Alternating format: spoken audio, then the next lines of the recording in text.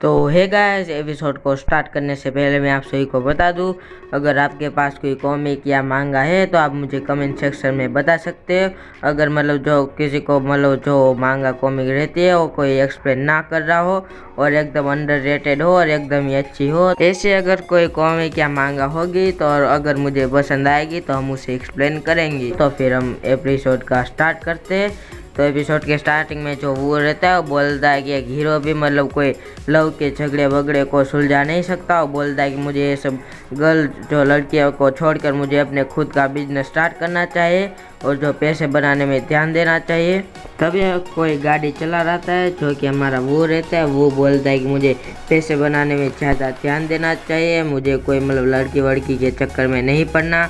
तो जो वो एंटिक स्ट्रीट रहता है जहाँ पर वो सब कुछ खरीदता है वो उधर आ जाता है। और अगर आपने गौर किया तो पीछे हमारी डी भी रहती है, वो भी आ रही होती है और वो बोलता है कल की तरह मुझे आज भी इधर पैसे कमाने हैं। वो बोलता है कि आज भी मैं अमीर हो जाऊंगा। तभी वो बोलता है कि क्या जो मोटा वेंग रहता है वो आज इधर नहीं है, वो किसी को देखकर ऐसा बोलता है। तभी हमें दिखाया जाता है कि जो मोटे वेंग के पास जो आदमी रहता है वो बोल रहा है कि हाँ जो मोटा वेंग है वो कहीं कंट्री साइड पर कुछ एंटिक्स या कुछ कीमती प्राचीन बर्तनों को ढूंढने गया है और वो थोड़े दिन के लिए बाहर रहेगा। तो जो वो रहता है वो बोलता है कि मुझे भी कुछ ट्रेजर वगैरह उससे ही मिल सकते हैं, वरना तो मुझे कहीं पर मिल भी नहीं सकते। तभी हमें परसेंटेज नहीं दिखाया जाता। तभी जो वो रहता है वो बोलता है कि जाने दो, मैं कहीं और से ढूंढ लूँगा कोई अच्छी चीज़ें। तभी उसकी सिस्टम बोल देगी 0%। तभी वो रहता बोल देगी 0% क्या।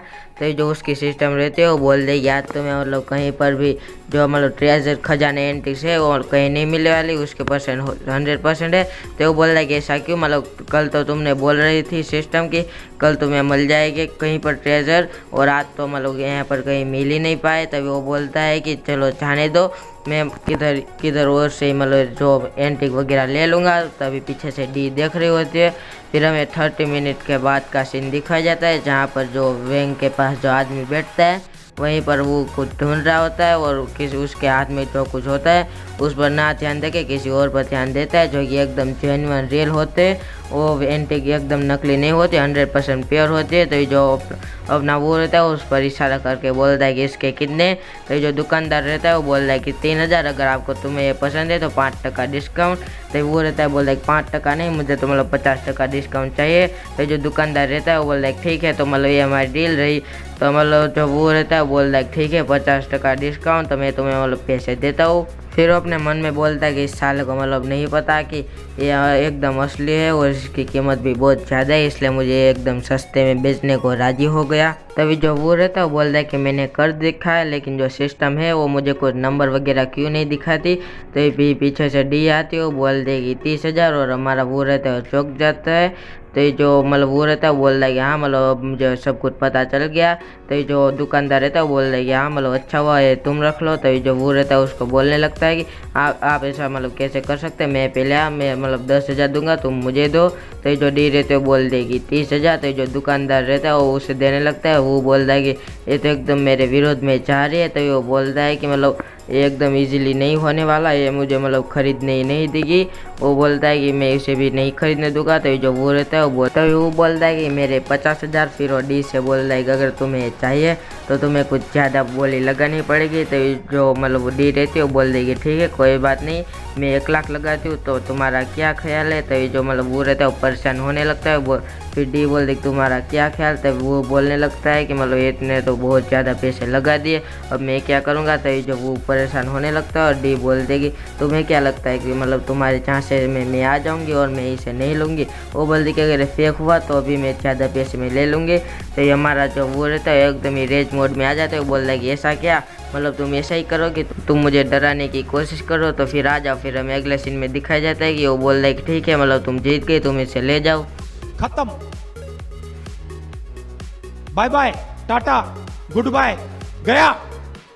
तभी वो की जो सिस्टम रहती है वो बोलती है कि उसे कि ज़्यादा बोली लगाने से कुछ नहीं होगा, तुम्हें अपनी संभावना की जो सिस्टम है उस पर भी ध्यान देना चाहिए। तभी जो वो को आ जाता है गुस्सा, उस सिस्टम को लात मार कर तोड़ देता है और बोल रहा है सेटअप तुम तो साले कुछ बोलो ही मत। तो ये जो डी दुकानदार रहता है वो उसको एंटिक दे देता है। फिर जो डी रहती है वो बोल देगी तो मिंग वंश का एकदम रियल एंटिक है। आखिर उसको कैसे पता चला कि मतलब एकदम रियल है, तो वो बोल देगी भाई वो तुम तो मतलब एकदम ही अजीब हो। तभी जो वो रहता है उधर से जाने लगता है। फिर हमें दिखाया जाता है कि वो जो डी से बोल रहा है कि तुम मेरा पीछा क्यों कर रहे हो।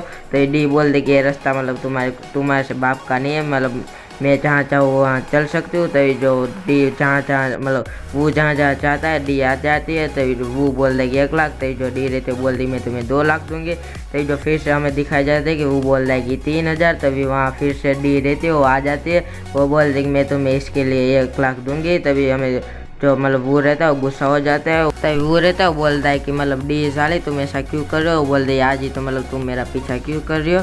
तो ये जो डी रहते हो बोल दे तुम्हारे पास मतलब फॉर्चून टेलर का टैलेंट है, तुम मतलब अच्छी चीज़ों पर पैसा लगाओगे। फिर वो बोलने लगते हैं अगर तुम नकली चीज़ों पर पैसा ही क्यों लगाओ, तुम मतलब अच्छी चीज़ पर पैसा लगाओ, इसमें मेरा भी भला हो जाता है और मैं भी आके उसे लेने लगती हूँ।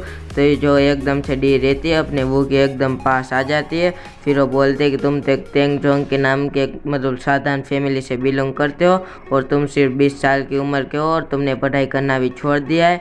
मतलब तुम्हारे पास आखिर फॉर्चून टेलर का आखिर कैसे हो सकता है। वो बोलते हैं कि आखिर तुमने मतलब एक महंगी कार जो तुमने कार ली है एक्सपेंसिव कार, और तुम ले ही कैसे सकते हो। वो रहता है वो बोलता है कि तुम मतलब मेरी जांच पड़ताल क्यों करते हो, मैंने तो सिर्फ जो बेकार की चीज़ों में से कुछ अच्छी चीज़ मुझे मिल गई थी तो मैंने उसे बेच दी और मैंने उस कार को ले लिया। फिर डी रहते हो बोलते कि ठीक है मैंने मान लिया कि तुम अपना काम रहते हो कानूनी रूप से करते हो और जितना भी तुमने अब तक कमाए वो सारी के सारी मतलब अपनी भविष्यवाणी करके खुद पर कमाए।